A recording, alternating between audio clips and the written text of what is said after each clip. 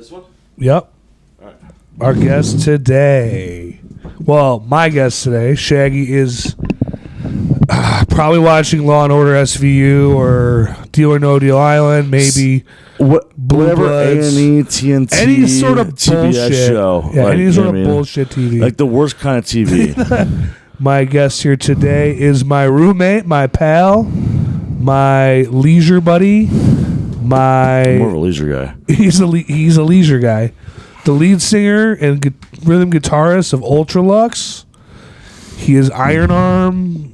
He has given many nicknames. Late Night. Yeah. EM. Self-made and... EM, Early Morning. Yeah. Well. Eric. Iron Arm Chedgy, dude. What's up, dude? We're finally doing it, me and you. Thank you for having me. This is like a weird dichotomy. We're so used to just talking chill talk because we're roommates, and now we're having like an official talk. And there's like things I want to ask you. I'm like, well, I've never even thought about asking you this. And it's funny too because like there's also like the just passerby times. Yeah, because like we lived together for over a year now. Yeah, there's like, hey, I still owe you rent. I'm aware. I know. I'm sorry. No, well, you paid part. And I'll pay you another part. I had an $800 phone bill today, so that's tough. No, yeah. This is me trying to publicly get away with only paying them 80% of the rent. I'll give you $4. Well, I mean, I'll pay you the other half the other bit when I get the next month's rent. I'm sorry. Anyways, no. Sorry, I'm just trying to publicly get a pass. I'm drunk too. Sorry. No, it's perfect. Very talkative. Yeah. First things first. What do you want to get into? You want to get into music first? Or you want to spit some questions? No, honestly, what I want to do is because you asked me this, and sorry guys, it's probably not appealing to you guys, but you asked me what I thought of American Sniper. Okay, yeah. And this is such a weird tangent, I know, for anyone who's listening, because it's like you guys weren't a part of this, but he had asked me before the show started what I think of it, and I think it is the most Clint Eastwood movie of all Clint Eastwood movies. And the reason I say this is like I love all forms of art, right? I'm a nerd for video games, as people think, but it's really just because it's like a tangible form of art. Like I love all forms of art.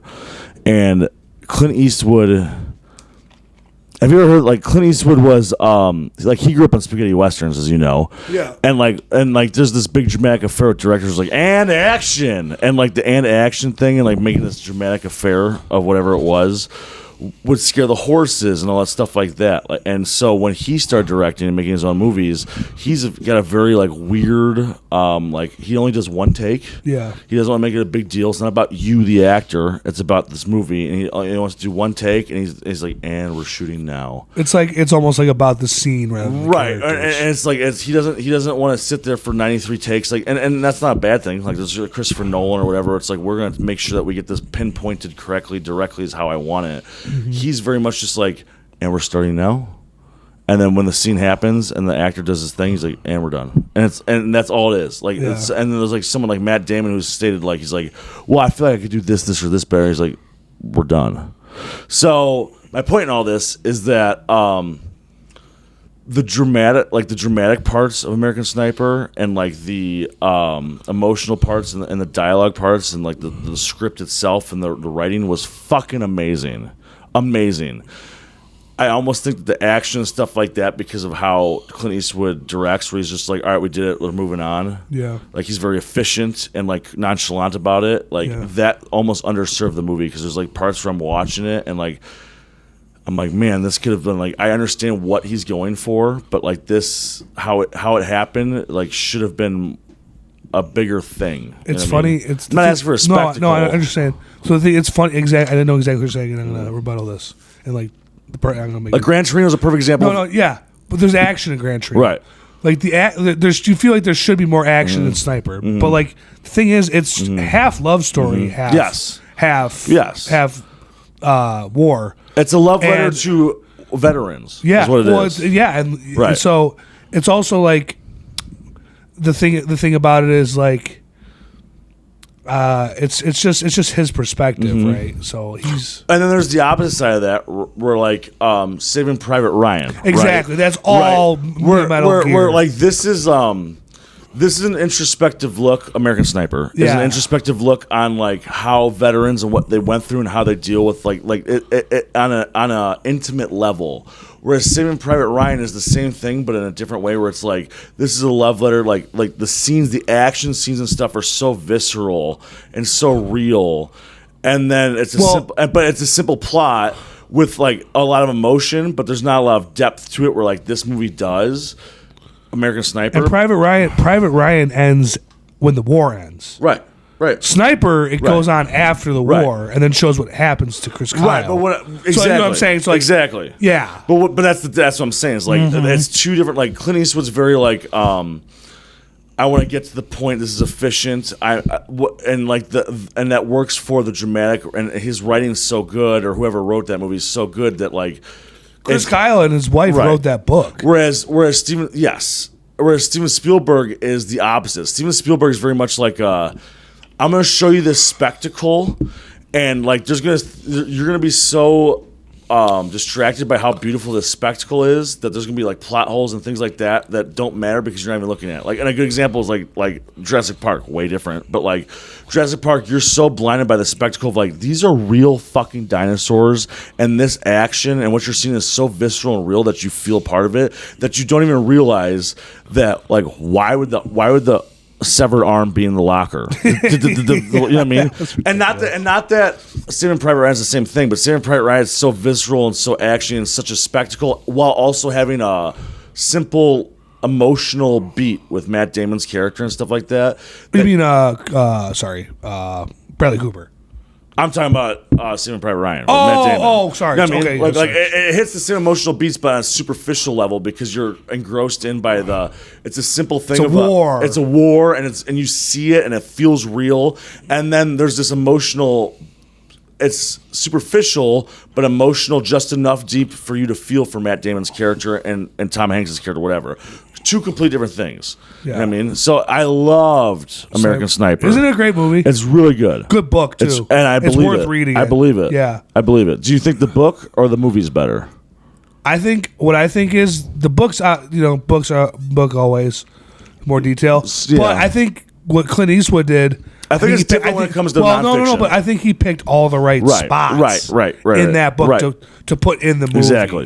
Exactly. So, and that's why I say is like when it comes to a fictional book, it's tough. I think that it's hard so you have to make your own plot lines up at times. It's hard to make a movie better than this preconceived world that your brain is like kind of manifesting. You know what I mean? Yeah, your brain's creating. But a nonfiction book like this, where it's like it's a true story. There's exactly, and there's probably like a bunch of details that you don't get in the movie, but the movie shows like a better like the point is maybe more like well construed. The cool part of the book is his wife writes like a lot, like it shows her letters to him, right, and like some stuff she wrote. So it's like a mixture of her and him. Killed. Is there anyone else who wrote it?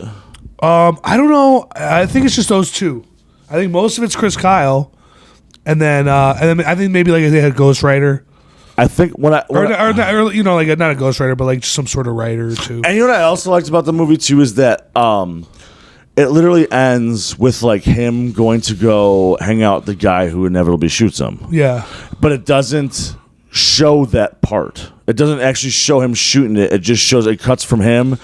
His wife has a weird. You can tell it when she looks out. She's like, this guy. Obviously, there's some unnerving thing about it, and she sees him, and then the movie ends, and all of a sudden, it's in white font, like any movie. It's like the guy, basically, essentially, like the guy that you just saw. He was taken out to have a dinner and like deal with his PTSD. Is the guy who ended up shooting him. Yeah. But it wasn't about that. It was about.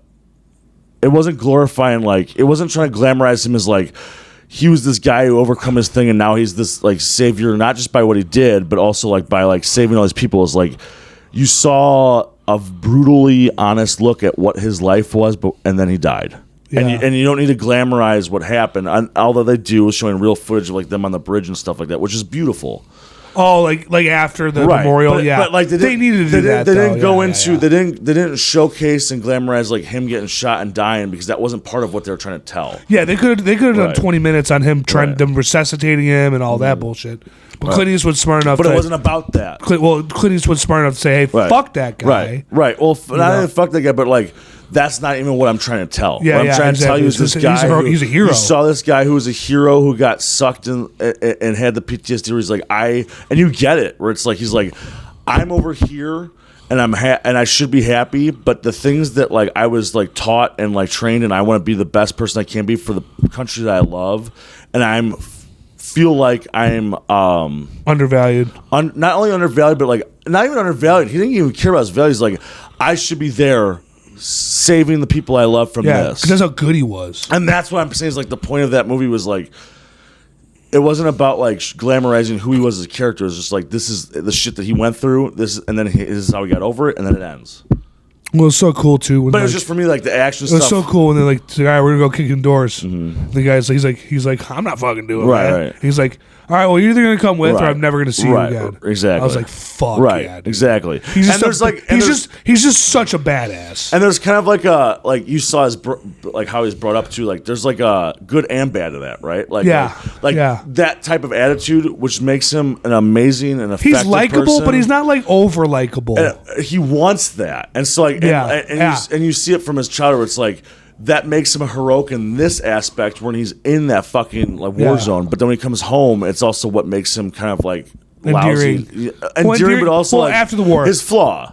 But it was real funny when he walks in with the girl, and he like grabs the guy. He doesn't beat the shit out of him like he could have, right? But he just throws him out, and then him and his brother are laughing, right? And it's just like that part. That's him. And you know what? That's cool too, is because it's not just that's like she's like, you're a shitty lane, saying all these things that like as a dude usually like those things would get to you, but he's just like.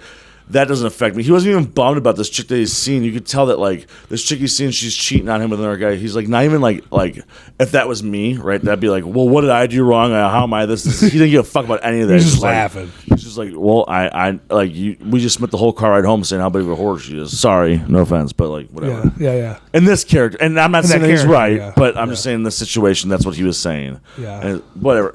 I liked it a lot. I think that the action scenes and whatnot, like the climax of them and that building at the scene, I just think was underserved because of how Clint Eastwood writes and directs. But that doesn't mean it's a bad thing, because Clint Eastwood writes in like a very like matter of factual way. He's not trying to be like a Clint Eastwood or oh my god, who were we just talking about? Okay, Saving Private Ryan. This is the guy who made that. I'm drunk right now. Apologies. Saving Private Ryan was made by Steven Spielberg. Steven Spielberg's a very spectacle guy. Yeah. Whereas American Sniper was a little like more introspective. The scenes that were action weren't as good as something like that, but the dramatic like writing, how it good also it was. covered like just Chris Kyle, basically. Right? Like, exactly. But if it was like, you know what I mean, like a Steven Spielberg movie version of that would have been. He was the story. More about the action and less about like it would have gotten you the emotional thing, but it wouldn't have been as depth as the psyche of his character. Yeah. So I don't know. Yeah. Good movie. Anyways, point is, I'm a huge like war movies are great. War movies, history buff. Like I love all that shit, and it was pretty good. Yeah. So when's the next gig? Fuck that. I don't care about that. It's February 21st. Well, I want to ask you. Yeah, perfect. As like, so just for people who are listening who don't know, like me and Tommy, we both love music, but we're like almost diametrically opposed. But we have very much different genres. But now that we've moved in together, we have a lot of common music too. But it's very much a Venn diagram. Yeah. My question to you was, what was the time? How do I say this? We grew up. Sorry, this is gonna be a long-winded thing, but I'm gonna get to it. Let's hear it. We grew up in the era of getting music with ease, where like the generation before us and every generation prior to that was like, when a new album comes out or a band you like or whatever, they release the record, and if we were both stoked on that record, we sit down in front of a record player, and this is an event that we're listening to this record. You and I grew up in the era of BMP3 and like fucking LimeWire and all that shit, where it's like music became so easy. Too. And now you see us like right now, where it's like music is no longer an event; it's a thing that you do on the way to the thing that you're doing. Pastime. You know what I mean? It's background stuff. You listen to music on the way to the bank, which is why the music that we have is whatever. Yeah. So we grew up in a different era, but for me, music started off like that, but then very much became like, oh, music is like something that's more than that. It's an event. I'm sitting down. I'm not hanging out with my friends. I'm sitting down. I'm listening to this record that I was fucking in love with in 4th grade. Yeah. So what was the band and what was the time and what was the moment that you realized that music was more than just music to you? Does that make sense? Yeah. Probably an album or just like a feeling. Yes, all of the above. I want to know it all. Two albums. My first feeling. Okay. I had this I got a boombox, and it had CD tray on top, and I bought All Killer No Filler. Okay. And I had just seen the Motivation video on MTV. And I always listened a lot. The album Motivation is the album before All Killer No Filler. No, that's Motivation. Yeah, but that was on that, wasn't it? Motivation was the single off that album. Off the album before All Killer No Filler. Off All Killer No Filler. Was it? Yes, yeah. You're right. It was number 6. What was the? Okay, sorry. Yeah. I'm going. So what happened was, I remember, it's my first memory of listening to my own music that I purchased. That was my identity. Not my whole identity. You found on your own. Something I found on my own. Right. Yeah. Right. So I like Linkin Park was shown to me. I always love Linkin Park is a big part of that too, but and a huge part of our generation. And like obviously Smash Mouth, right? Sure. Like everyone liked All Star and like whatever. Smash but Mouth that was cool. part of our generation. But that was like I was really young. It's hard to make that yours when that's everyone's generation. Yeah. You know what I mean? So what happened was I saw the Motivation video. And then I realized music was just more than music because I got that album. I watched the Super Bowl. I had the boombox plugged in on my parents' bed watching the Super Bowl by myself. Super Bowl playing Rams, Patriots when Vinatieri made the game-winning kick. Okay.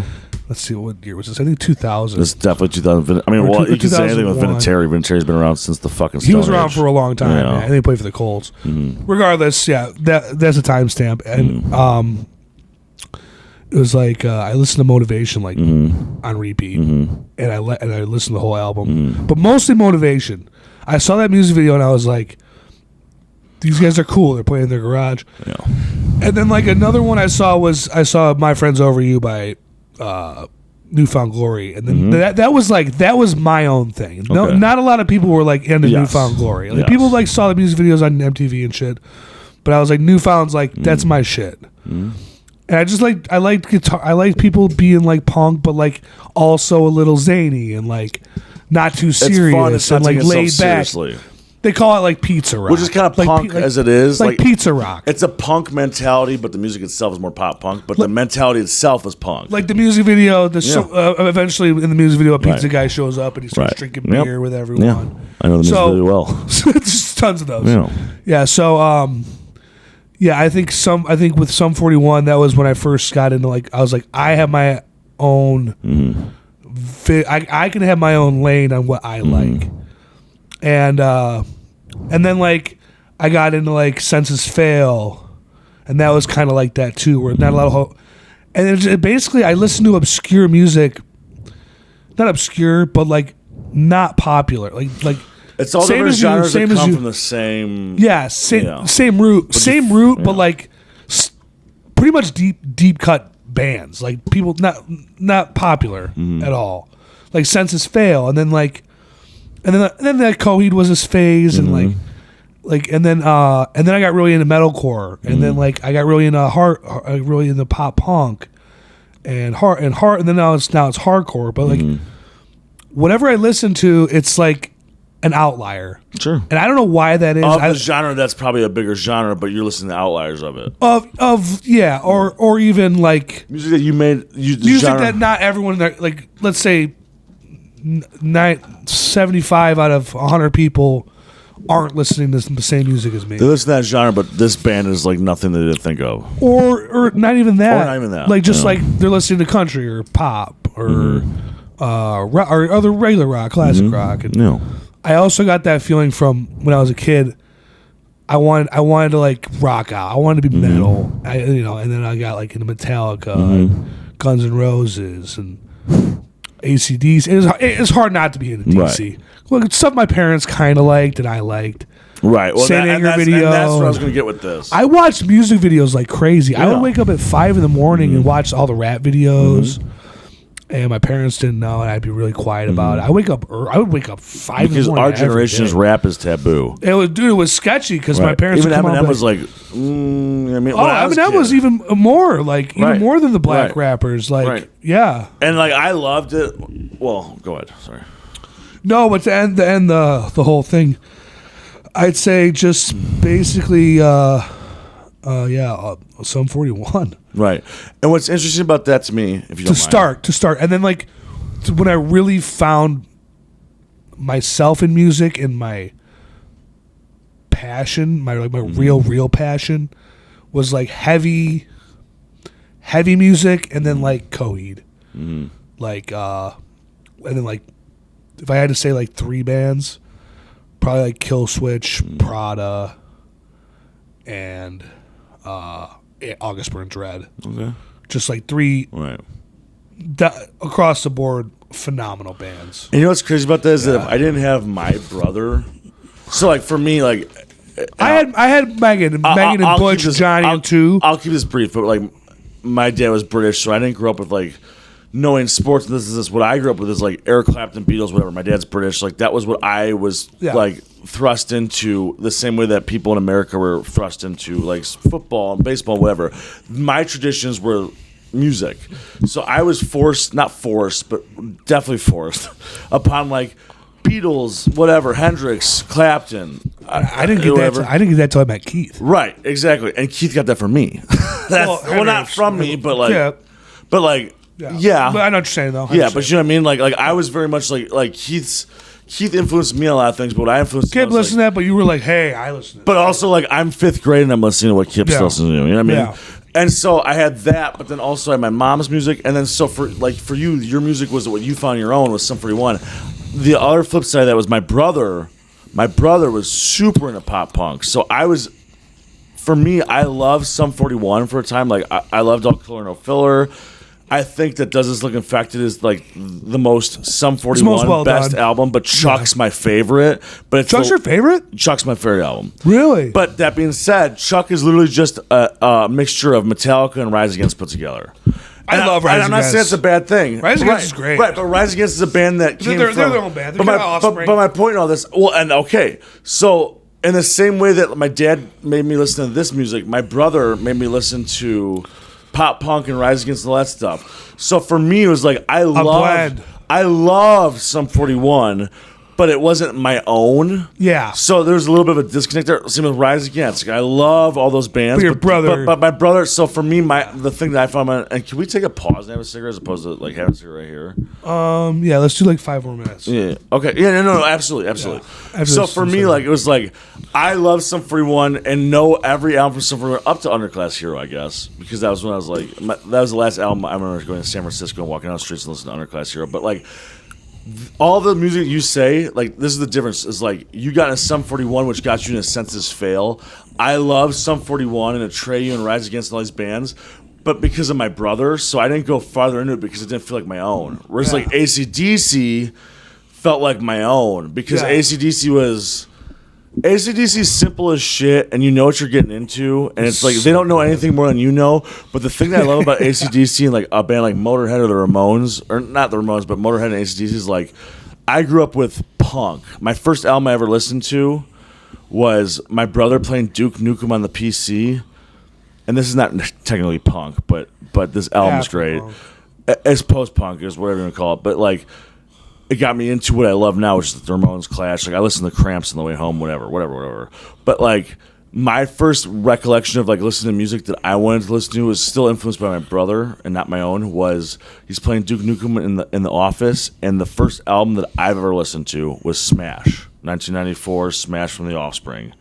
That album, with Dookie and with the Rancid for the Rancid album, like, and the Wolves Come Out or whatever, like that those trio of albums. Yeah, I had Dookie. And Dookie's nothing like American Idiot. Like, what's the one with Minority on it? That is, I love that song. Not Kerplunk. Do you like that song? Yeah, but that's because before. I love that song. But there's like Brains too.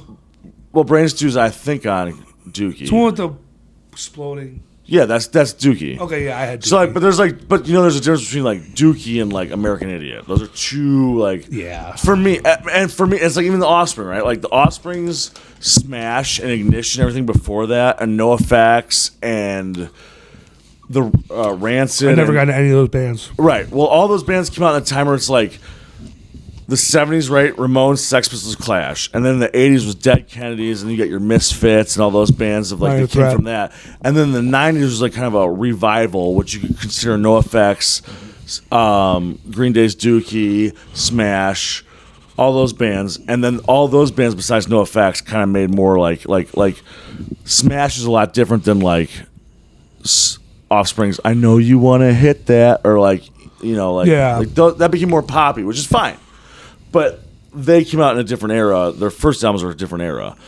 That was my first record that like my brother Tremaine was like, this is sick. But the first band that I got into that was like a claim my own was DC. And the reason why was like, I grew up listening to punk, and then I listened to metal when I was growing up, and I love them both for both entirely different things.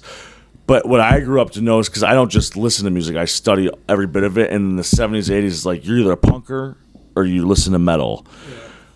And you either fucking, like, you don't like each other, but the two things you agree on is Motorhead and DC. Yeah. Like DC was like blues punk, like they were, I don't know. The first 5 records, Brian Johnson made it a whole anthem, like Hell's Bells, all that anthem shit. But the first 5 records was like whatever. That was the shit. What's your favorite DC song? Night Prowler. This is the last song off of the 1979 album Highway to Hell. Or What's Next to the Moon, which is off the best AC/DC album of all fucking time. It's Power Age. 1978 was the last record they made with their brother who produced it.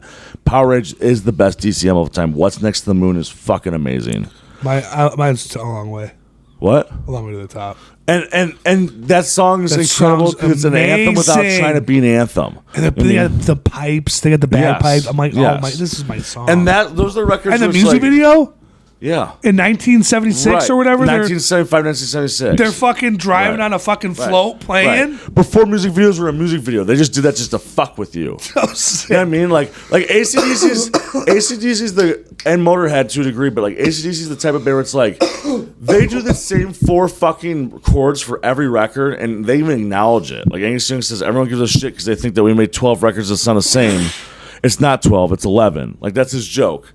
But the difference is that, like, no one can do what they do. As simple as it is, no one's been able to. No one's been able to. And when prestigious bands try and cover it, it doesn't sound the same. No one covers DC. There's nothing, and because you can't. So it's easy as shit. You tribute DC. And they don't even try to be, like, no, they're not pretentious at all. No, at all. No, they're just chilling. But the first few records of Bon Scott, Bon was different, and it's not even just because of Brian. It's just like when they got to the Back in Black, Mutt Lang era. Yeah, they became very like anthemic. They knew who they were. They were making anthems for huge stadiums. Whereas in the 70s of Bon Scott, they're like small rooms. We're making hardcore fucking rock and roll. So I don't know. But that was the first band I got into. So my point in all this is like I loved Sum 41, loved it, and I liked my own I liked Eve 6 because Eve 6 was like a pop punk band, and Jimmy Eat World. I like the Member of the Middle was like those bands came from that era, but they're a little bit different. Like to your point, like for me it was what was the band you referenced? After Sum 41, Senses Fail. No, before Senses Fail. Newfound. Like to me, like I listened to Newfound because my brother liked Newfound. I was like into it, but Newfound to me sounded more like more of the like not. And then I could be wrong, but for me, it felt more of the same of like a Blink or whatever. Whereas like Eve 6 and Jimmy Eat World were that same genre, but they're doing their own version of it. Like Eve 6, I think has genius lyrics. Can I say something on that? Yeah. So Newfound's weird because they're heavier than any other pop punk band. But their singer sings like a fucking Right. Like higher and like softer than like any other. But like, let's say like You know a what I'm saying? simple Like- plan. Like a simple plan to me sounds Simple like Plan was kind of corny, but Right. they had a couple good songs. sure, that's Yeah, fine. But yeah. they didn't seem like they were doing anything new that Simple Blink-182 Plan was Sum 41. They didn't from seem like Canada. they were doing anything Okay. different that Blink-182 already hadn't done. Yeah. And I don't love that genre, but what I liked about like Eve 6 and not New Funk Glory, but like Jimmy Ear was that they did a different take on that with a little bit more smart. Like they kind of bred like a Death Cab for Cutie, or like Yeah. a Death Cab for Cutie everyone gives shit about, but it's like Death Cab for Cutie is actually more of an indie band than like a whatever band. Yeah. Eve 6 had genius lyrics, 3-piece, whatever. So like I like that stuff. But again, all of it came from my brother, so I never felt like my own. And it wasn't like the Ramones. Like the Ramones were like my own. Yeah, And the Ramones. The Ramones would fit your And Ramones, vibe. and Ramones are even punk. They're like bubblegum, like kind of like almost like they're telling you like fucking like Nonconformist fairy who tales. conform. Right? But like Joey Ramone's lyrics are so fucking direct.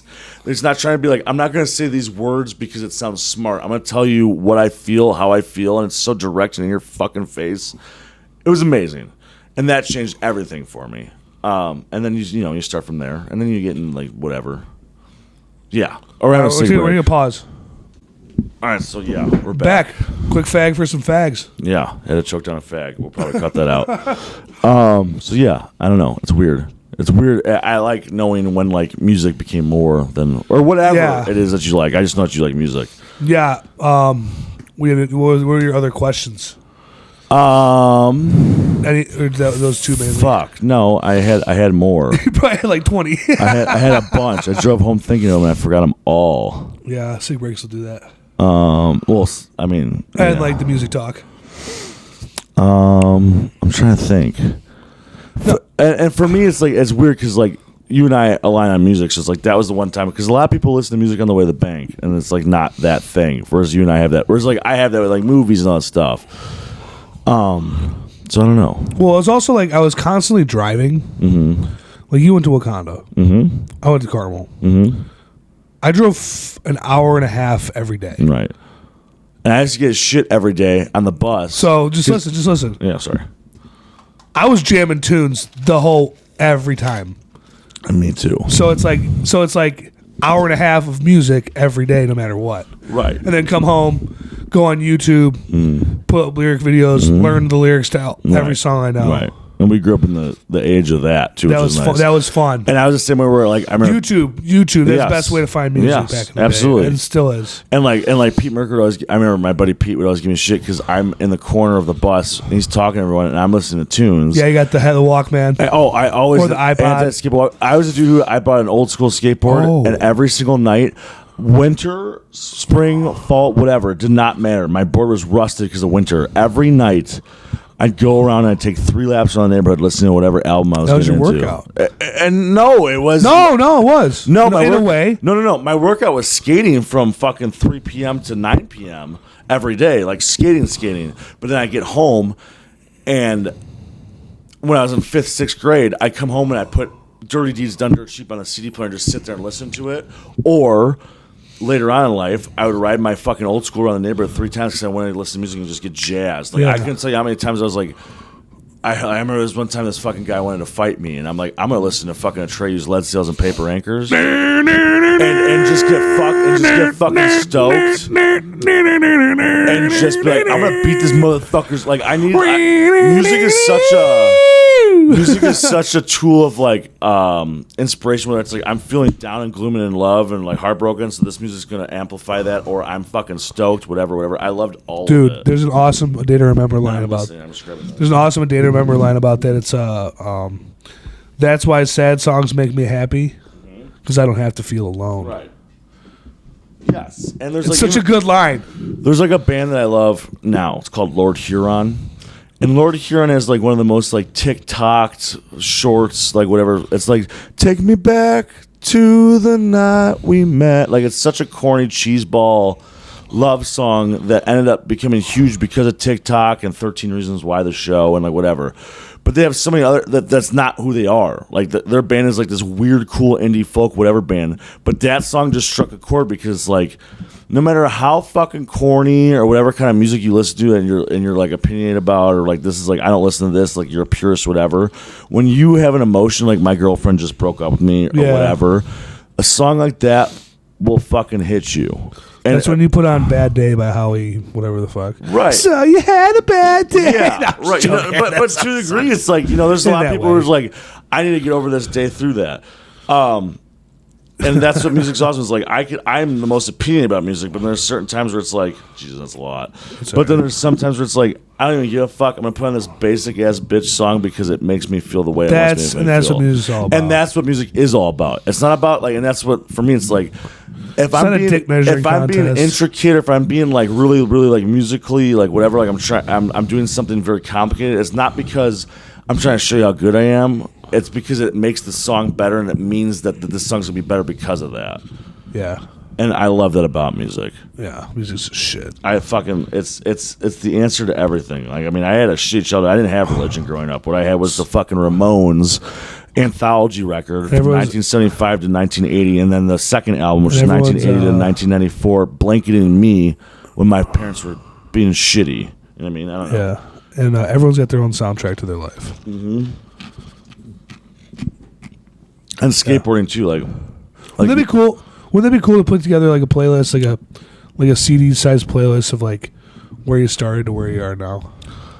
You know what? I've actually thought about that, and and it'd be embarrassing, but also cool. Fat lip to Turnstile. You know what I mean? Like where I am now, as because I play music, whatever. And like you know what I mean? But like I like such obscure like cool stuff because it is like a challenge, and then there's also stuff where it's like, but I started growing up with like, you know, like fucking like Linkin Park and Smash. It's not embarrassing about Linkin Park. It's not embarrassing, but the first two albums were killer. But like, you know what I mean? Like there's an era where it's like Linkin Park became corny. For me, like I liked. Well, Linkin Park's interesting because Linkin Park's very much like they're like a Nirvana of new metal. They're not even new metal, though. No, but you know what I mean? You know what I mean? Yeah, there's Soundgarden, but Nirvana was a mixture of being heavy and pop, which made them blow up where Soundgarden never did. It was the same as like Korn with. I was gonna say Korn, right? Yeah. Like Korn was Korn like, and Linkin Park. There'd be no Linkin Park without a Korn or like whatever. But like Linkin Park made that stuff poppy and accessible. You know what I mean? Linkin Park. Not that's a bad thing either. Linkin Park took you to like a new dimension. They were the perfect blend. They were like in like of their own world almost, like a Japanese type vibe where you're like in a strange world. I don't know. And it was which was totally weird. But it took like Korn had a lot of shit where it's like this is new metal, but it's like it's not the most easily like accessible. You know what I mean? Whereas like versus like, and it's the same thing I feel about like I never got into Korn. Right. Right. Exactly. Whereas like a lot of people would say like when you compare the big four of grunge, it's like, well, I never really got into Soundgarden. It's like that's because Soundgarden had Black Hole Sun and Spoon Man, which are catchy, but the rest were kind of hard to get into. And if you got into the catchy stuff and you kept listening to the weird stuff, eventually, like, oh, I get it. Yeah. But it's not easy to listen to. Whereas an Alice in Chains is like a metal and pop put together. Yeah. Where it's like metal but accessible, and then Nirvana was very much like everything's accessible. Punk and metal mixed with the Beatles, so it's very accessible. Yeah. You know what I mean? Whereas like Soundgarden was not that. Well, Alice in Chains, it's like if you listen to any of their hits, you're like, okay, it's heavy. I'm in. Because it's like Them Bones is like, and it's not a bad thing. It's awesome. Them Bones is such a good song. We Die Young, Rooster. They're all about the riff, and the riff is so strong and so catchy. I don't know. I like the lyrics in Them Bones. Absolutely, and they also had the mixture of they were like they're the first band that had two singers make something greater than the sum of themselves. You know what I mean? But like, and same with Nirvana. Where like Nirvana is very much like. Nevermind is such a catchy album. Not that it's bad. It's punk and weird and a fuck off attitude mixed with being Beatles and poppy. Whereas Soundgarden's not like that. Soundgarden has a couple songs that are poppy, but most of their songs are like I like. It's cool, but I don't get it. But then your 60th listen, when you do understand, it's like every time you listen, it's deep. Where it's like every time you listen to it, like on your 60th listen, you still get something out of it. But that's not gonna be as. I think Nirvana's good. I'm not a big fan. And for me, it's like is he the best musician? No. Is he the best singer? No. But his songwriting was so fucking strong. You know what I mean? Like his songwriting is a mixture of like I'm not trying to be the best guitarist. What I'm writing are songs. And for me, as someone who used to be like a lead guitarist, whatever, and now I'm in the role of like singer guitarist, writing a strong song to me is so much more important that like Nevermind was an album that I'd be like, whatever, like it's so overrated. But now that I get older, I'm like, fuck, like or an Oasis or Nevermind. Oh man, you know what I mean? Like Oasis is so simple, but now I get why it's so good. Polarizing. Yeah, I don't know, like it's weird. Yeah, I think. Yeah. Like Sum 41 comes across nowadays as like just bullshit, like catchy, whatever pop punk. But it's like, yeah, but there's also like a. So remember when they came out? Though? It's really hard to do that. You know what I mean? Like an Elton John or like I think it's really hard to make a fucking pop song. Also, Blink, like I always liked Blink. Mm-hmm. I never was as into them as. They're so easily identifiable and be like, this is so catchy, but I never got into them. I shouldn't say I was never not as into them, but I don't know. I never regarded them as much as I maybe put out there. But do you think it's because they were kind of like the rival, the face of what it was that you were into? You know no, I don't think it was that as much as I didn't think all the songs were that great. To Nirvana's point, like Nirvana was the face of this huge movement of like awesome bands that were different than the '80s, like Girls, Boat, like I'm Rich, like Good Times, whatever. Yeah, Nirvana and all those bands, Pearl Jam. Like I would go for Chains or real stuff, but Nirvana was almost like people would not like them because like we get it, like Nirvana's the face of this, like whatever. Yeah. And Blink-182 was like that for pop. It was a little bit for that, you know what I mean? But. I mean, I do like them a lot. And honestly, my favorite album by Blink is their Neighborhoods album. Right, well, this is when they got a little bit more. That's 2010. Oh, really? Okay, that was way after they changed. They changed completely. I remember when they came out the album with the best album. So Here We Go. Oh wait, fuck. It was the one that they came out before they like broke. They took their hiatus. It was the one that was like, so where's your holiday? Like that album. Oh, that was Take Off Your Pants and Jacket. Right, but that album, I remember when that came out. Stay Together for the Kids, because I have an older brother. I remember when that album came out that was a little bit more. That album was actually darker, not as poppy. A little bit more. That album was actually before their self-title. Their self-title was actually their last before their hiatus. Okay, fair enough. But that was the first album where it was like it wasn't just pop punk. It was a little bit more deeper, darker. I remember people getting like flack for it at the time. Now it's regarded as a great album. It's a great album. But at the time it was like this isn't fucking like What's My Age Again and shit like that. Yeah. And What's My Age Again? I think a lot of albums or bands do that, right? Like Jimmy Eat World, everyone knows fucking The Middle, Bleed American, all that stuff. But then there's the album after. It's like with the song Pain and all that shit, where it's like it got dark and real, and people are like, or Chuck. Everyone fucking hated Chuck. I tried to be perfect, which sucks because Chuck, I think, is such a good album, but it was such a direct change from what like Does This Look Infected was the best of the best of what they made before and what Sum 41 was. And Chuck was such a direct change that people were against it, besides Pieces. But even Pieces, they were against it for a while. Yeah, Pieces like, oh, it's too slow. And then like everything else was too. And to be fair, like I love Chuck, but Chuck was very much like a more palatable, accessible version of Metallica. Which isn't a bad thing. I mean, Metallica's already that for the other bands. Yeah, I mean, I don't know. How you doing? What's going on with your life? I'm doing good, man. Are you? Ice fishing, yeah. Yeah, I got into like one of those sleep spells last week, but I'm out of it now. This is a real question. You don't have to bullshit me. No. So what's going on? Are you good? Yeah. All right. Yeah. Dude. Mentally, everything's good? Yeah. All right, good. Yeah, no, it's, yeah. I mean, holidays are over, which is nice. That's always tough. It is. It's weird. Where it's like I like the holidays because it's a different change of pace. And it's like, there's like like the 5 days in between Christmas and New Year's. It's like you can fuck off, whatever. Yeah.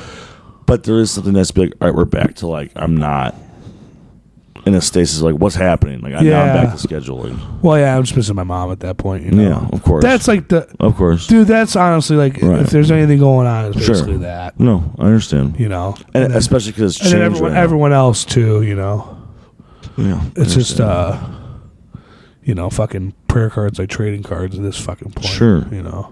And I don't have that, but like what I have is like I'm used to like I'm used to like I had like like without getting into it like Natalie, like I had a family this and this and now like these Christmases are like I'm about just me and my whatever, different entirely. But it's one of the things where like, holidays are weird because you always compare your holiday now to the last holiday or whatever holidays you had. Yeah.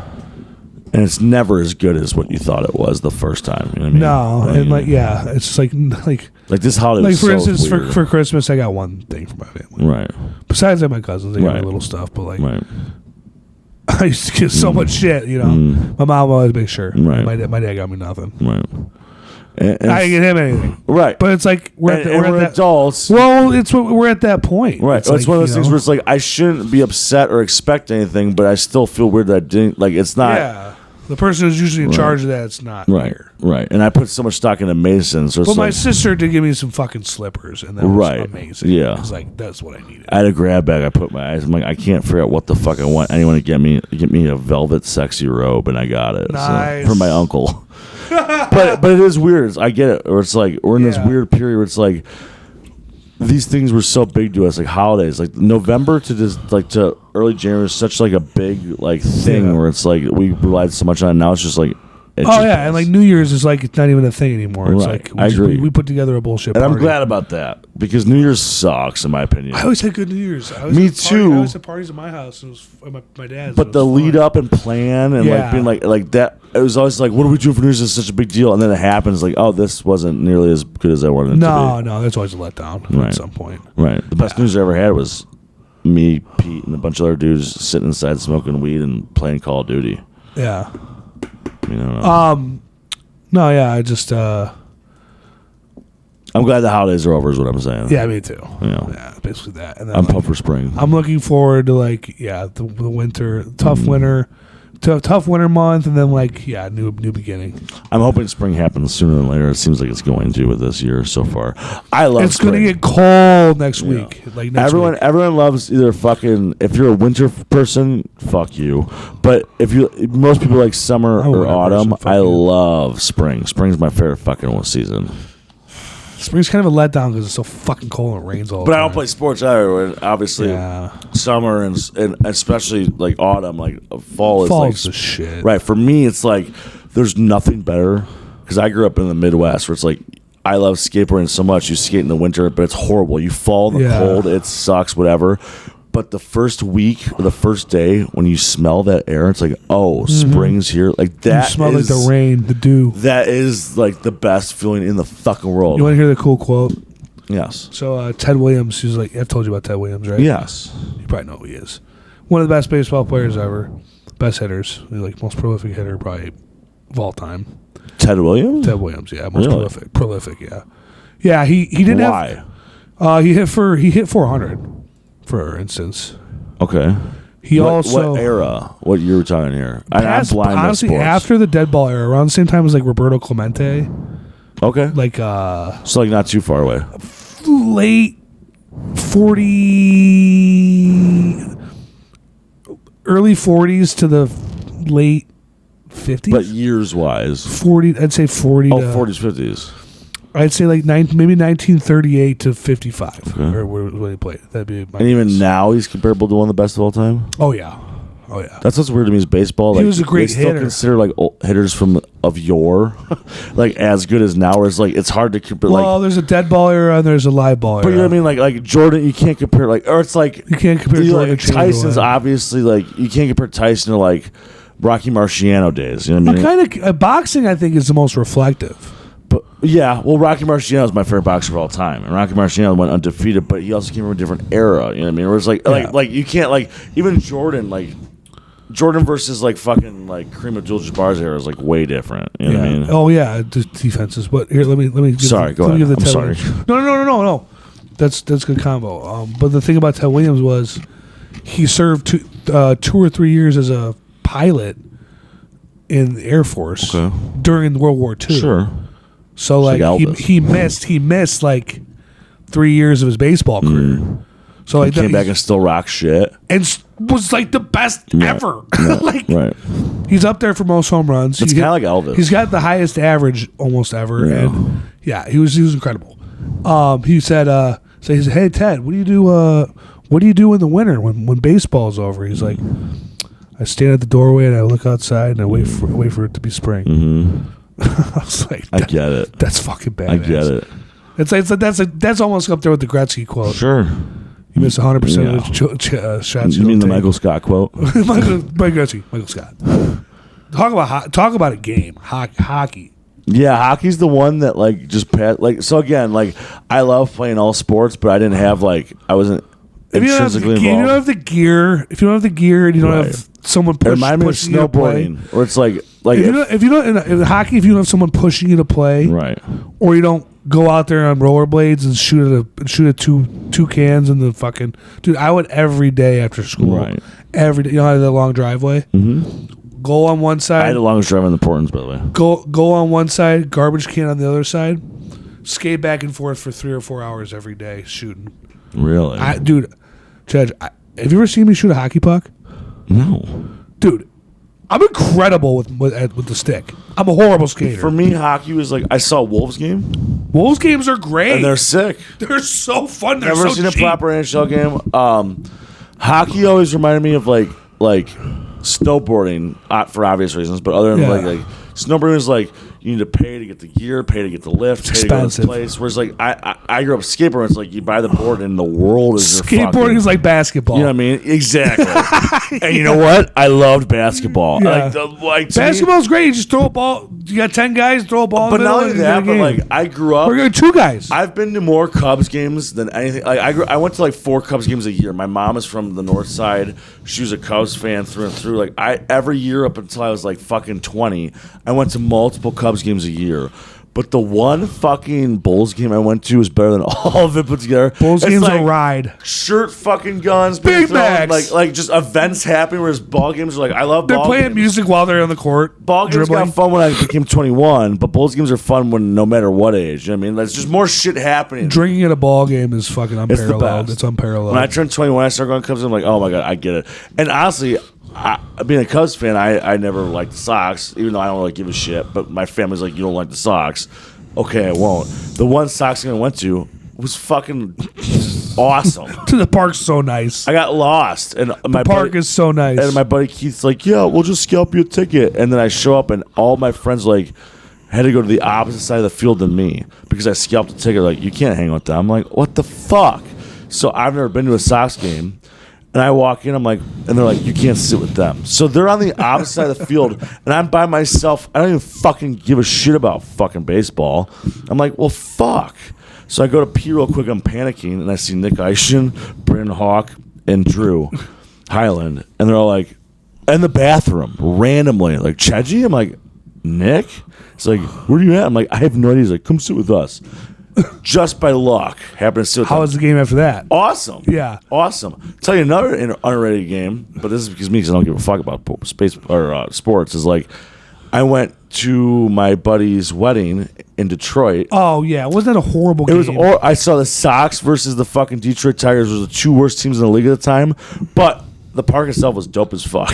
I had so much fun. Yeah, the parks are so fun. And like we all knew how shitty the game was going to be, so we all kind of took it in that. So with White Sox, they're historically, like their old owner, Bill Veeck, before Reinsdorf. Yeah. Reinsdorf's all about the money. Right. But Bill Veeck, right, he like died like broke. Yeah.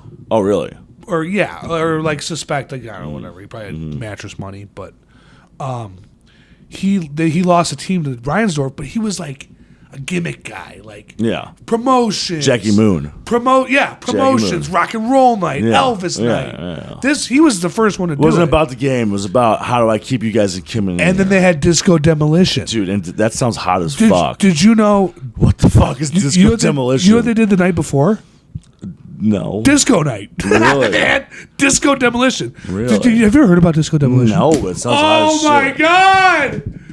You've never heard about Disco Demolition? Okay, so there was a shock jockey. Hold on, I gotta pull up a little information on it because, dude, Disco Demolition. Let's see. Oh my god. Well, it's Disco like Demolition. Going against. Hold on, let me just give you. You had dead air, so I was trying to. No, I know, but let me give you some background. 1970, July 12th. Before you say anything, this drink right now is just pure vodka. That's disgusting. All right. It's hot. All right. Date, July 12th, 1979. Comiskey Park, Chicago, Illinois. All right. This is my point, by the way, but go ahead. All right. So the whole disco demolition thing was this. There was this shock jockey. Let's see. What was his name? DJ Technique. DJ Technique, yeah. No, DJ Clinto. Okay. The fucking douchebag from... let's see here. Oh, yeah. Steve Dahl. Have you heard of Steve Dahl? I do know Steve Dahl. So Steve Dahl was a shock jockey who started the loop and shit. So Steve Dahl was talking shit on disco because he liked rock and roll. You know, you can't avoid disco in the 70s, but well, exactly. At this point, it's 1979. The end of disco. So they wanted to end it. End of disco. So exactly. So what's going on is, if you brought in a disco record, you got in for free. Oh. And everyone's going, we're going. Everyone's so. Dude, disco is some of the best drumming of all time. Sorry. So what happened was, all these ruckus kids skipped school, went to the game, and got in for free. Really? With the disco records. Really? And what happened was, it sold out, and then some. They had to close the gates, and people were outside rioting and shit. And by the, let's see, it says by the, let's see, this is the summary. So White Sox officials hoped for a crowd of 20,000, about 5,000 more than usual. Instead, at least 50,000, including tens of... Comiskey? Yeah, at least 50,000, including tens of thousands of Dahl's listeners, packed the stadium. Really? Normally, the White Sox stadium, in the set, like sold out is 28,000. What's Wrigley? Less. Oh, really? Wrigley's probably 24,000. So there's 50,000 people in the stadium. And what happens is they take the records and they blow them up. Disco demolition. Okay. Well, what happens is everyone's fucking wasted on drugs. Yeah, like right now. So they blow up the records, and I've never heard of this in my life. everyone charged onto the field. Really? They lit the field on fire. Really? Comiskey lights 7. Really? Yeah. Hold on. I'm going to pause this real quick. Yeah. I'm going to show you a quick summary Can we video. have a cigarette before we do that? We'll watch it while we have the cigarette. Okay. All right. So just showed Eric the summary video of I had no idea. disco demolition. And it gives me a lot more props, Comiskey. Yeah. So what do you think? I mean, I never knew any of that ever. Yeah. And honestly, on a side note, like I grew up with and this is a total tangential, whatever. I grew up going to Wrigley because I grew up in a Cubs household where it's like tradition, Cubs, Wrigley's Wrigley. But then the one time I went to fucking Comiskey's, like, dude, this is so much better. It's such a part. Yeah. You know what I mean? It's more of a party. Fuck, these seats are from 100 years ago, so it's special. It's like, no, I want comfort of use. Hot dogs are the same. Yeah. Fucking, it's more fun. You know what I mean? Showers. You can just shower. Yeah, dude. Yeah. I never knew any of that. Yeah. So basically, yeah. Summary is 50,000 people plus 70,000 people. Right. Show up at the ballpark and just for an event more than the game. For an event for the disco demolition, and then they went for gas. And then after game one, everyone was so wasted that they ran on the field and had a party, and they arrested 40 people. Which to me, as someone who didn't grow up with baseball, I love playing it, but I didn't grow up with you should know this and this. That to me is fucking awesome.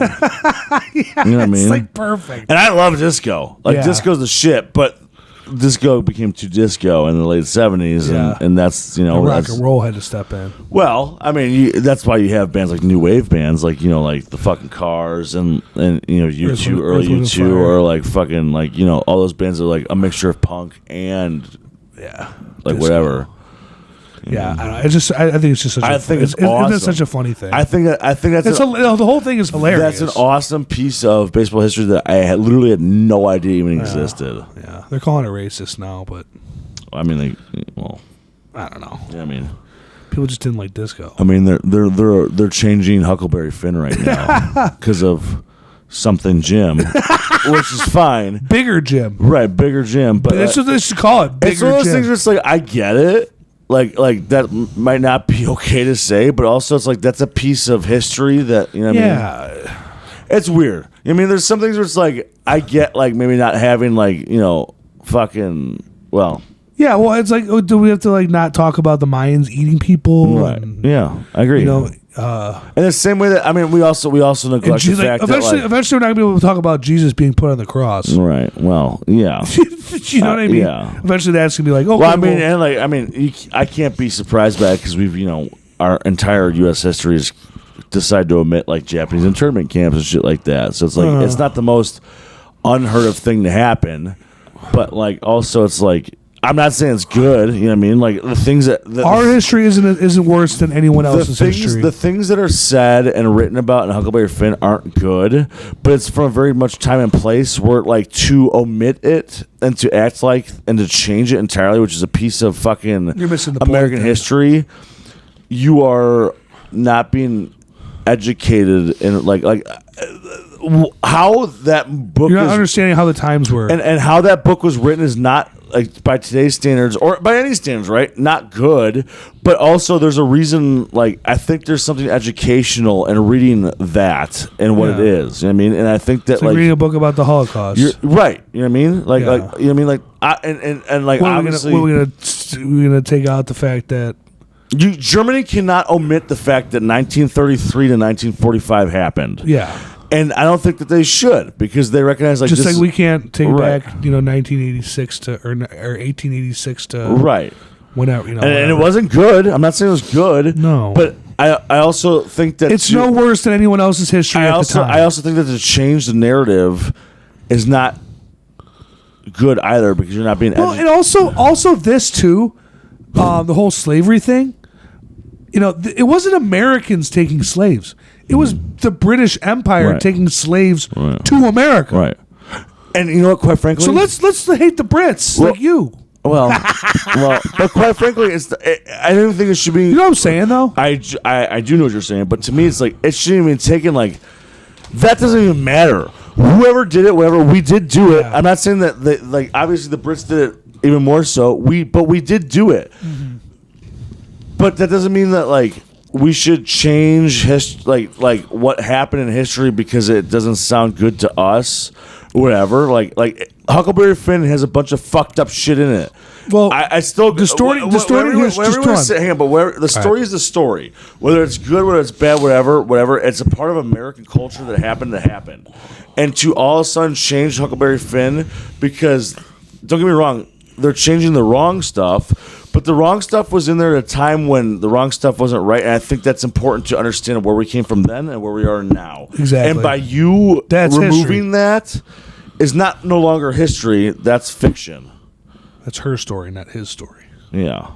I don't know. I'm just joking. I don't know. Yeah, I know what you're saying. The thing with like I said, like I've said a couple times, our history, our American history timeline. Mm-hmm. If you match that up with the timeline of any other country, we're no worse than any other country. And you're right, but we're no less civilized. Yeah, that's it. And you're not wrong, but my point is not even that. It's like, yes, we're definitely not perfect. But the whole country was a battleground until 1900. I'm not even saying like for me, it's like it's not even about that. It's like we did, and we recognize that shit wasn't right, but it's also not right to omit that we acknowledge that shit wasn't right. Like we have those things that happened that weren't good, but to remove those things and pretend like it didn't happen is even more wrong than if it did. And it did. Agreed. You know what I mean? Yeah. Like it's not about like who did what or what was worse. We're all fucked up at that time. We were all doing things that were not good, but to pretend like it didn't happen by omitting the Huckleberry Finn and like changing shit to this and this, you know what I mean? It's like Huckleberry Finn's not great, you know what I mean? We can both agree Huckleberry Finn has some shit that's not great in it, but it doesn't matter because now you're removing it, and it's like that's not accurate to what fucking happened. We don't gotta burn a book, we just remove them. I don't know. Yeah, you know what I mean? Yeah, Huckleberry Finn. I don't know. My mom dated a black dude. Someone allowed to say this. I'm down the way. Yeah, I'm from down the way, baby. No, I think we did good today. What do you think? Sure. I'm drunk. You talked. It's Monday.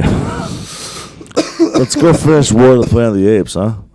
Sounds good, buddy. You missed Steve Zahn. Thank you for my roommate joining us today. I owe you. I'm gonna pay you $200, then I'm gonna wait until the other 200. Oh, well, wait to the check's wait 200, 180, so 480, 380, 370, 380, 370, 380. You got paid 180. Yeah, minus 550. And then I'm gonna give you 200. So now you're at 380. I owe you 100 and something. Is it all right if I pay you on my next payday for that? Whatever, dude. Love you. I'm doing this on Publix. so he says it's okay. All right. Love you, man. I love you. Good job.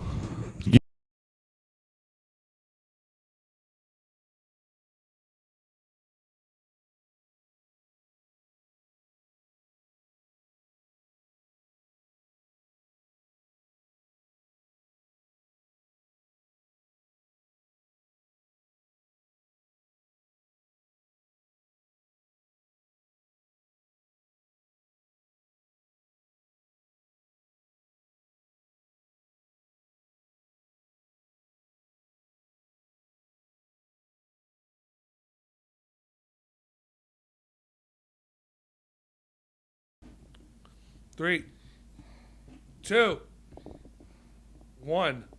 Welcome to the Howdy Neighbor Spelling Bee. Well, I thought that was going to be a segment, not the whole Well, thing. it's a segment. Oh, It's We realized we're not very smart.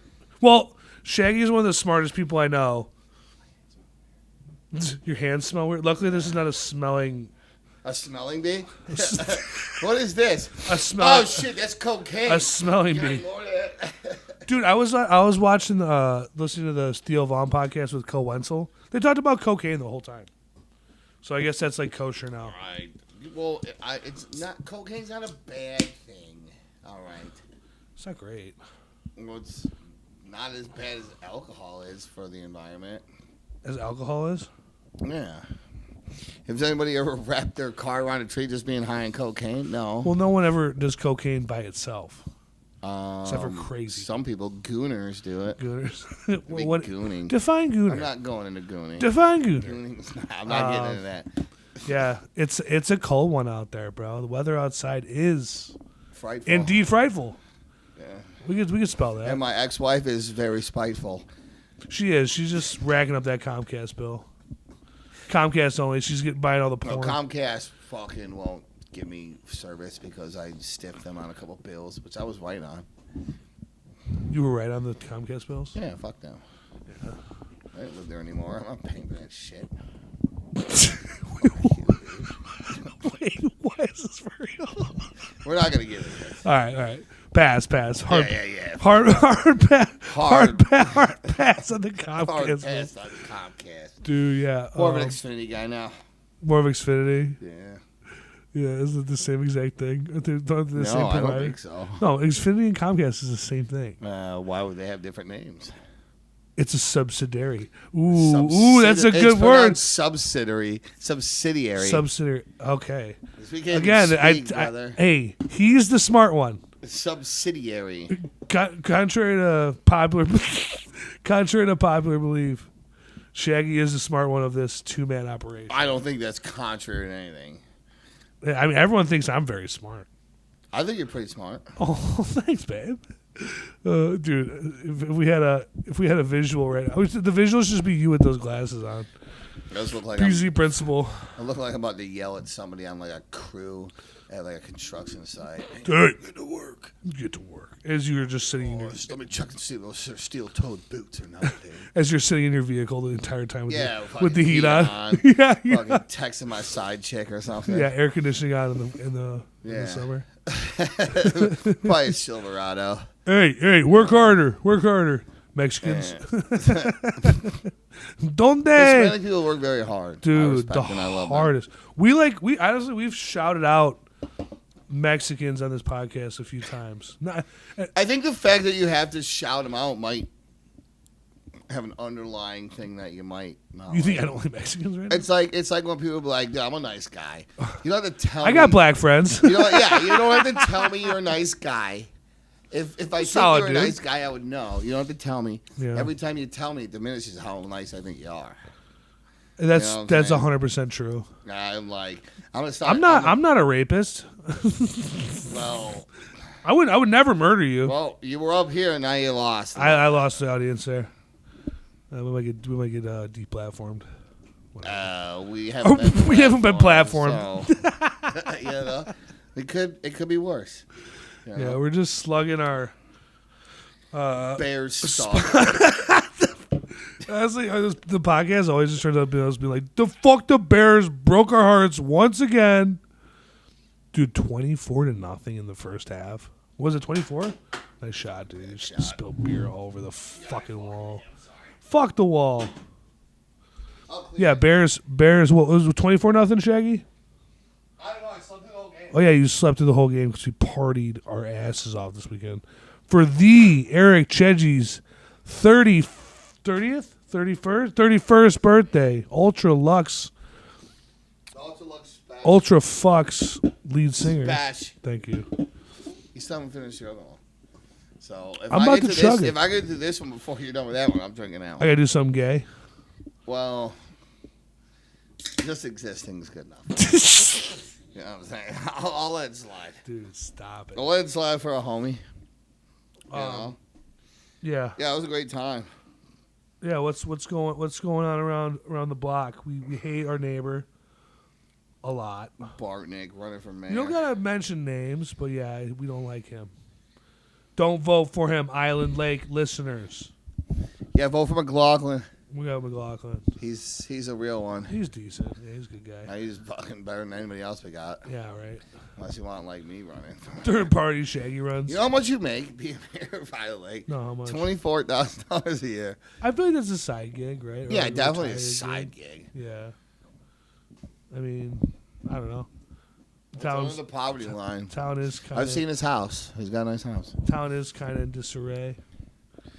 With I don't know. Town's it's looking average. good, dude. No grocery The store. bandos have been fixed up. There's no Yeah, more everyone's abandoned looking fixed- houses. Well, I feel like the bandos are getting fixed up because it's just like There's only the move. bandos. I mean, there was 3. There's only 1 left now. It's like the move for the economy is like flipping houses if you can find the right deal on a I mean, a shitty good deal. house. Yeah, definitely. Yeah. But I mean, overall, town's decent. This town's a party It's town. a nice town. It's a party town. It's just how it always has been, always will be. I don't know about party town. Well, we have 10 bars. We do. I thought And within I a counted. within a 3 where mile where we within a stopping at? 3 mile radius. Oh, because I don't 3 mile think radius. Keith's Reef is Island Lake. Keys Free Silent Lake. What about the Bolt? This might be unincorporated. I've never in my I counted one time and there were 13, 13. including all the gambling All in. joints. Well, I'm counting Chi-Town because they have a bar in there. Yeah, I mean, would you count Sophia's then too? No, that's a gambling place. But Well, they okay, have no. they have alcohol. No, and it doesn't have a margaritas. bar. It doesn't have a, Norteño's got margaritas. it doesn't have a bar in it. Drinking establishment though. No, because technically you have to have a drinking license to have a gambling license. So if you have I'm gambling, talking it's about if you have a automatically bar. sit-down bar. Okay. Like Chi-Town does. You can sit down and have a beer Yeah, there. that's a shitty bar though. No one ever goes to that shit. They Fucking usually A, don't have bars $2 there. Bud Lights, man. For real? Yeah. What was the place where you got the $10 bucket for five beers? Dude, I have the the bottle Chinese opener. buffet. Chinese buffet in Lake Zurich. Dude. No, Crystal Chris Lake. Dude, it's Great so funny. deal. So we go to this Chinese buffet. Great deal. For well, it wasn't even Chedgy's birthday. We're going We shopping. were shopping for Halloween costumes. And Chedgy's like, yeah, it's like go get some tacos or something. I'm like, dude, whoa, there's a Chinese buffet. And we just destroyed the place. It was great. You see some very unsavory fucking people in the fucking Chinese Yeah, but buffet. I'm not gonna stand. I'm gonna stand on business. Well, you As the stand on kids say with business? it. If it's one beer for $4. No, it's solid Or I deal. get 2 or 5 for 10. I'm getting 5 beers. How often do you think most frequenters of a Chinese buffet frequent the Chinese buffet? Once a month, twice a month, 3 If it's times like a month? family thing, maybe like Twice a month. every couple of weeks. If you live near there, Remember the Chinese buffet? It's a good deal for like kids and stuff. If you're a high schooler and dude, when you're high school, you could just have an appetite like a motherfucker. I mean, don't get me started about the old country buffet that used to be right next door to it, dude. I love that place. Hey, wait, next door to where? The Chinese buffet. Where? It's not right next to it. It was over by the Play It Again Sports in Crystal Lake, and R.I.P. Toys R Us. There was a old country buffet, dude. That was sad when Toys Am R Us I white went. trash because I love old country buffet? No, you're white trash because you're a hillbilly asshole. No, Well, yeah. well, yeah. Little old country buffet sprinkled on top. You know what I'm saying? Round it out. Yeah. I do love old country buffet. Yeah. Are they still around? They have to be. They're somewhere. It's like there's still like a couple Kmart's in the United States. You know, down south. Kmart? Yeah, there's still a couple of them. That was my mom's first job. Was Kmart. Really? She got fired. She skipped work for a Guns N' Roses concert. Good reason. Yeah, dude. Good In the reason. 80s? Good Fucking reason. right, Are you dude. fucking kidding me? Yeah. Let's see, Old Country. It's gotta not be around. I hope think that- Old Country Buffet near me. Oh, yeah. okay, is Golden Corral the same thing or No, different subsidy. how many Old Country Buffets are left in the United States? Yes. That's a There good are question. no restaurants operating under that name now. Old Country Buffet's name is now owned by Ovation, which has Ew. gone through several bankruptcies.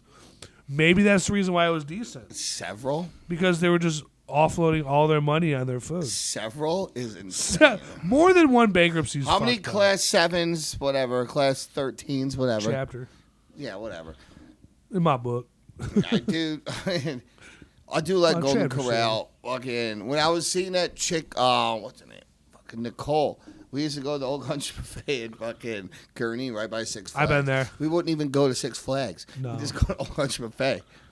It's a Shit solid was time. busting, dude. And like you want to get your money's worth. Fucking when A, you're there. dude. Give me that chocolate fountain. I'm gonna dip a bunch of shit in there, put it on my plate. Come on, man. I think Good deal. eating the seafood at It did smell weird in there. It smelled like. eating the seafood at an Old Country Buffet. Oh, I never. Or at a Chinese buffet is like suicide. But I'd sooner eat a Sitco sushi, like in the container. Sitco sushi. Yeah. Is in that the a real containers? thing? Yeah, they sell them like in a container. They sell sushi at Sitco. like yeah, I've never seen that. not the one by us. They sell fucking It's places. just like and down shit. south and shit. No, it's like regular thing. Like there's places Really? like gas station sushi. I mean, What about gas station pizza? What do you think about that? depends on where it is. I like Casey's. Casey's good Casey's pizza is good for a gas station. At It's like the least. best gas station pizza. Yeah. Brekkie pizza. I haven't had not a gas station all the way through, but there are some gas station 7-Elevens. Their pizza's not. Dude, yeah, but dude, I don't think I've had it, 7-Eleven I feel actually. like 7-Eleven's like eating like Little Caesars, like automatic heartburn. Like no matter what, you're gonna feel sick afterwards. I don't know. Might be good going down, but you're gonna feel sick. I don't know if it'll afterwards. be good going down. No, I've never had it. I don't think I've ever had. I've it. never been deprived enough to fucking want to. You know, if I'm fucking hammered at Dude, 7-Eleven, bro, you haven't been deprived. You're donut living or large, something. dog. You're eating that Old Country buffet, bro. Back in the day, Back in the dude. dizzle. I wonder Why the what- fuck would I go to 7-Eleven? I got Old Country, I got bro. Old Country buffet. Got the OCB. dog. OCB, throw it up. OCB. Not to be Oh, confused with see. OCD, Oh, because that place was pretty clean. Pretty clean, I mean. relatively. They had a chocolate milk fucking machine. It was Dude, sick. when I was when I was in college, we had the cafe for like the cafe. Yeah, cafeteria. Eat at or whatever. And unlimited chocolate milk. I'd go in there with like a fucking giant canister of this shit. Fucking fill it up. Take it home. Chicken nugget Monday. I got bags. I got bags. Chicken nuggets and chocolate milk. Dude, fuck it. They were is so good. The most fourth grade meal I've ever heard. Bro, it was college. We were What balling kind on of a dipping budget. sauce you going? Is real question. I know what you're gonna say. You're gonna say honey mustard, right? Yeah, I will. I'm a ranch guy. But Wrong. whoa, chill. I like sweet and sour. I like. What about some barbecue? Barbie's nice. Barbie's like I want that tang. The Tusang. I'll bring my own barbecue. I'll bring some fucking Sweet Babe? Sweet Baby Ray's. That's where it's at. I mean, Rage. the other shit, it's really not as good as Sweet Babe. No. No. I don't If know. it ain't broke, don't fix it, right? The old country buffet shit's pretty funny though. Dude, I love Old Country Buffet. Have you never been to one of those? I can't. I remember going to like Golden Corral over in Gurnee, but I don't remember Old Country It was Buffet. in Crystal Lake. It's probably a travesty that I didn't. My parents weren't big on buffets. Really? My dad's like, he's kind of like, if it's, If you didn't have a coin pusher, I ain't going. dude, you want to lay it down for the audience about what the coin pusher is, or you want me to get it, dude? So I walk into my house at my dad's one time, and this is like, he's not doing well lately, or at the time, and I walk in, he's got his shirt off, he's laying on the couch. Living his best life. On a 90-inch TV, he's watching YouTube videos, and the YouTube videos he's watching are, when you're at the like the Dave & Buster's, where you throw the quarters in and it pushes the quarters over. Well, each quarter is like worth like $100, right? And you get a certain amount of quarters, and you throw them in, and they call it it's the coin pusher video. It pushes the and it pushes the coins over the edge, and you get prizes. Well, this dude spent like $100,000 on coin pusher, on like coins for coin pusher, but he probably made back like $300,000 because they have these chips. They have chips with like $1,000 chips, gold bars, Bitcoin they were giving out. They have them stacked where if you hit the stack over, it just fucking your money. And the stack goes into the coins, and then the coin push over. And the stack will go down, and it's just like, the thing's like 3 feet It's a high. never-ending loop, but it's like not the same thing. It's obviously different each time because he's throwing more quarters in and different things get wedged out. My dad told me, he goes, Tom, those 3 days where I sat inside and watched the coin pusher videos the entire time I was inside, that was the happiest I ever was.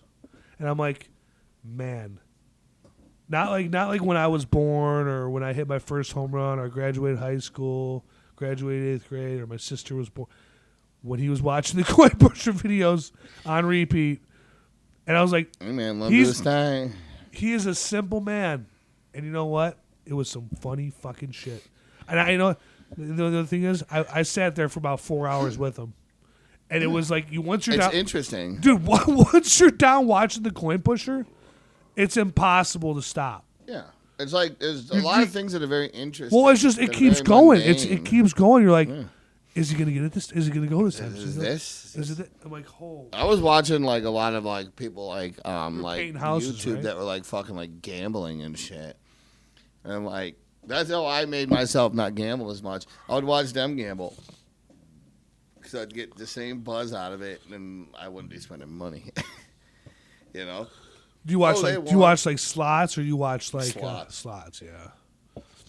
What were they winning? Like what were the stakes? Those like $10 spins. They were doing like $10, $20 spins, and they were like some dudes that were like, they would do this thing where like, so they had an audience. Obviously, they were like a YouTube channel. Oh, it was and what like they would do, they do like meetups, and like everybody would throw an X amount of money, and they would go in, and he would match it or something. So they'd go at $25 grand, $100 spins.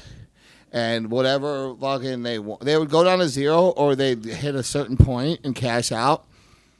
And everybody that was like there, like he'd let them come in and like do a couple presses and shit. And like, I mean, it wasn't like, it might have been like 100 people. So maybe fucking every person put in like $250 or something. Yeah. So it wasn't like they were gambling a shit ton of money as a single person. Yeah. But as a collective, you have a better chance. Yeah, you know? I agree with that. Because you get more spins. Yeah, which I also didn't understand in the same fucking thing is because, like, well, you get more. I don't fucking know. I've never been one to, like, I don't know. What do you talk? Like, they're not celebrities. I'm not, like, fucking going to be, oh my God, you're so cool. Fuck off. You just press a fucking button. Yeah. Maybe I'm not one to be fucking, there might be certain people that I like that I'd be, like, fucking, what they call it, fangirling about. Yeah. You know? Like, fucking, I also did get into watching mountain climbing videos, dude. That's kind of cool. That shit was sick, though. Dude. Fucking A, dude. Were they have a GoPro on their head or like? No, it'd be like their Drone? trek up. It takes like to climb Mount Everest. It takes about a month because Really? you have to walk there. You have to checkpoints? walk to base camp. Base camp's at like 5,000? No. Feet? No. Base camp's at maybe 12,000 feet. So How tall is the mountain?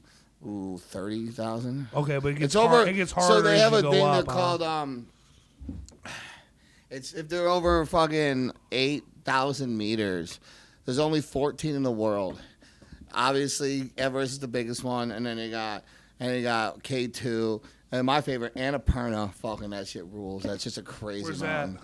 They're all of the ones over 8,000 meters are in Nepal. India. Yeah, in that area. Yeah.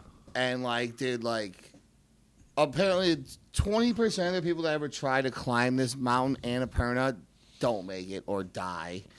I'm not saying don't make it. I'm just saying they just die. 27%. So it's the most deadliest per climb. All of them are out there. It was just fucking watching these people climb these fucking giant walls of ice is the most insane thing you'll ever see. It's holy shit. These are obviously people that get do it professionally or they're rich, because who the fuck can take that much time off? Because it takes that much to climb it. You also gotta fucking walk back. You gotta walk there. You know, that it's insane. And there's this thing that there's the 7 peaks. So it's the tallest peaks on each continent. I think Kilimanjaro is the tallest on Africa. Everest is the tallest on India.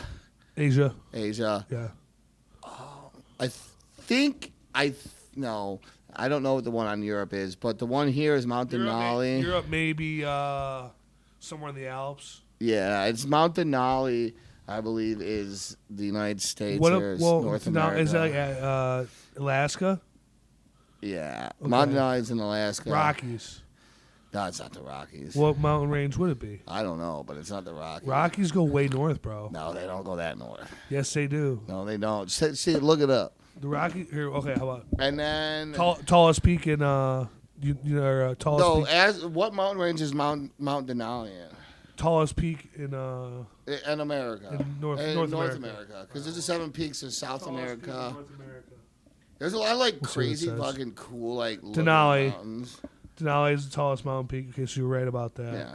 And that is I don't think it's in 7 that. summits. Okay. Yeah. What are the other ones? What's Okay. South America? I think it's in Everest. fucking Chile.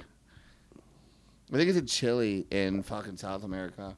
Okay. Hold on. Everest, Kilimanjaro. First, I want to figure out this Denali, what mountain range that's a part of. No, figure out the 7 peaks first. Hold on. Denali. It's not part of the Rockies. Parent Peak. Akukan. Yeah, good luck. How you say that? It's some fucking it's probably some Indian. Okay, Alaska Range. So yeah, you're okay. right. Okay, look at the 7 peaks. I think the I one see. in South Okay, I America see. It's is like in the bottom middle of. It's in Chile or something. Chile. Where is it? South America. Just look up the 7 peaks that they have. 7 peaks. Okay, I'll name them. I know Kilimanjaro, Denali. Obviously Everest is the tallest in the world. Hold on. What's 7 peaks? What is it? The seven tallest peaks on each continent. One on each continent. So that's what people try to do, is they try to climb the tallest mountain on each continent. Which obviously That's Antarctica pretty fucking rad. is probably the gnarliest one. Well, yeah, because temperature 7 summits. Yeah, 7 summits. Yeah. All right. Well, the one in Antarctica is the smallest. Well, yeah, but it's fucking negative 50. Well, no, that's not true. So here, I'll go over it. Yeah. Denali is 6,194 meters. Meters, so that's about 20,000 feet. Aconcagua.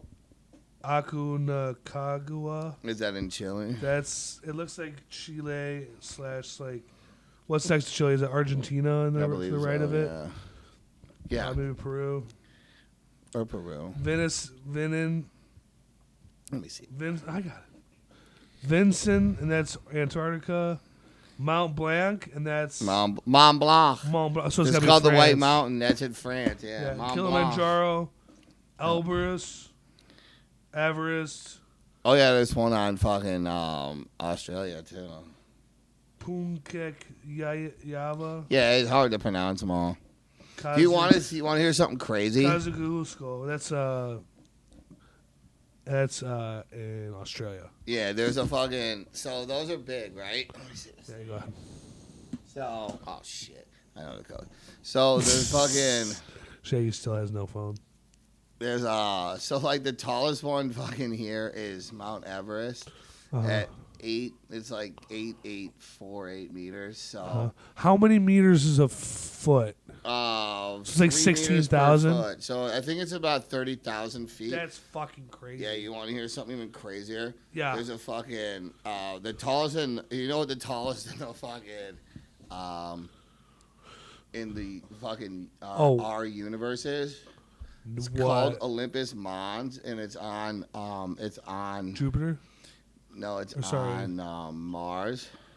Mars. Oh yeah, because the rest are like gas planets. It's so tall that like if it was on, it would cover the sun. I think no, it would fucking go out of our atmosphere. That's fucking crazy. Only fucking find anything. Where do you find? I don't understand. How do you know and find all this shit? What?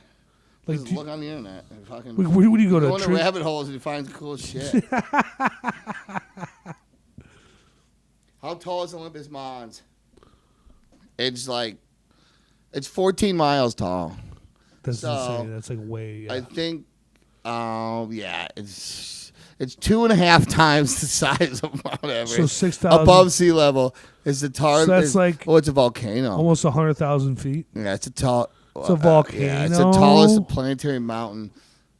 Does it go through the atmosphere of Mars? Its elevation above sea level. Oh, nice. 69,649 feet. 420. How tall is Mount Everest in feet? I think it's like 20. So Mount Everest is like half. 2909. Yeah, it's like a little. Yeah, it's like. I don't know. It's just fucking gigantic. Mountain climbing is that. I'm not something I'm not interested in because I know I would never do it. Oh, I think it's I'd crazy be scared. cool. I'd be scared. I would die right away. I ain't got the balls for that shit. I would die in 2 minutes. You fucking kidding me? Fucking yeah. What? No. I'll sit and play golf and shit and fuck around. Yeah, but also you gotta think about like that's just our universe, man. Oh man. That's just our galaxy, really. Galaxy. Yeah. Yeah. Oh my god, I know. Land masses and imagine living on Mars and like seeing that thing. You're like, what the fuck is that? It's a volcano, dude. I wonder how far away you'd have to be to take a full photo of it. Probably 100 miles at least. Yeah, right. It's 14 miles tall. If I covered, so there's it's volcanic though. It's 14 miles tall, so its fucking base probably covers hundreds of miles. How cold do you think it is at the top there? Probably negative fucking 100 Celsius. Yeah, probably more. Maybe we're going into Kelvins with how cold it is. Yeah, they're using Kelvin at that point, dude. I love that. It's like, what's Kelvin? Kelvin's like 273, right? Yeah, negative 273. That's such a random number. I feel like at one point they're just like, well, that's absolute zero. Yeah, absolute zero. Negative 273 Kelvin. I feel like at one point they were just like, yeah, fuck it, like, let's go ahead and make some fucking crazy shit up. But yeah, science is definitely a weird thing. I think that the coolest part about mountain climbing and science would probably together would probably be like, I don't know, maybe like the fact that like these mountains really are like points in which volcanoes erupted and like shaped the landscape of where we live, and that's kind of a cool thing. Like, it's not just like like mountains in Hawaii or volcanoes in Hawaii that like in the middle of the ocean, or volcanoes at the bottom of the ocean. It's like these are the peaks of like the first erected landscape, because these all started from the bottom.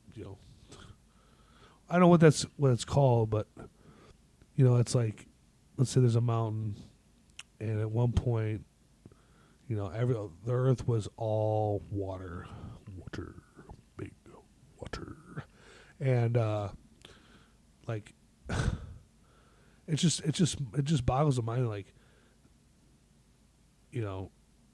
certain places peaked higher than others, and it's just like maybe there is some sort of, I don't know, like connection to where those peaks are. I mean, Nepal's a very holy roller place, and Alaska's very desolate. I'm just like solo potting right now. It's kind of crazy, but no. What I was going towards was these peaks are all kind of. So all these peaks, they're volcanic at one point, correct? No, it's all because of tectonic plates. That No, that's what I'm saying. No, most of them are not. Oh, so it just Volcanoes well, I don't know exactly how to explain it, but with volcanoes is like there's underneath them there's a thing of magma that has a chute that goes up towards the peak, and they can blow at any time. Like Mount St. Helens. Helena. That happened on my birthday, but not like the year I was born. Before? I think so. I don't know, but it's all because of that. And like something could go, a tectonic plate could shift, like what makes like a fucking earthquake. It's just all that nonstop block of rock. Like 95.1. Yeah, but there's just got to be not all mountains are volcanoes. You gotta think though. It's like a square. Every rhombus is a square, but not every square is a rhombus. No smoking in here. We'll have one eventually. We're gonna take a break. We'll take a break. Should we take a break? We'll break. Pause it. Or just let it keep rolling. We'll take a break at 30. Oh, okay. Yeah, I don't know exactly. I can bring my buddy. He's a geologist. Who? Henry? Randy Marsh. Randy Marsh. Henry. No relation.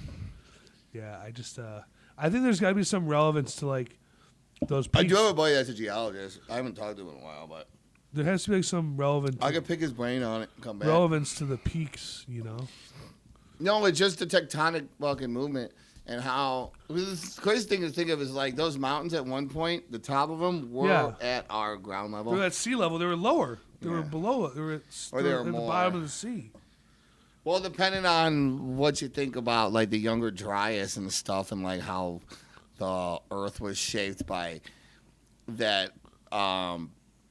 Okay, so the one thing I will give the Bible is that there definitely was a fucking giant flood. It was because of meteorites that hit the ice cap above the United States, what is now the United States and stuff, and they locked loose a bunch of shit. And it's just fucking like, I'm talking like that. What they say is like, and this would be the craziest fucking thing of all time. Seeing a 2-mile high wave just fucking rushing across. Tsunami style, bitch! 2 miles high. That's 10,000 feet of wave. Like, you can't get away from that, buddy. No. You're done. Everybody's done. Unless you're on like, let's get lucky. Like, they think that there's this, what's it called? They call it Mu. There was another continent that was like where. Yeah, it was like where the Pacific Ocean Australia was attached to like I think you talked about this the Philippines and stuff. Yeah, and there's a giant landmass underneath there, but like it got flooded. I don't know how the fuck did people get to Easter Island, man? That's pitched in the middle of fucking nowhere. They got there on fucking boats they carved out of trees. That's 4,000 miles on the ocean, brother. It's in the middle of nowhere. It's just like crazy to think of a landmass impact that could happen, like California breaking off. Like that's so much land. Get rid but of like it. think about it though too. Like think about it too. It's not that much land comparative to we the get some pretty good world. vlog footage of that happening. Oh my god! But like just think about that though. Like I'm not saying the entire state would break off, but like land breaking off into the Pacific Ocean, like that's fucking crazy. Yeah. Tectonic plates, man. We have a tectonic plate by us. It's like a giant puzzle. One of the biggest fault lines. One of the biggest earthquakes recorded was in St. Louis. Really? Yeah, they say it rung bells in California. That's how big it was, like church bells. It moved it so much that it rung bells in California and shit. Yeah. We'll be right back. And that's the thing is, you can't escape from that shit. It's crazy.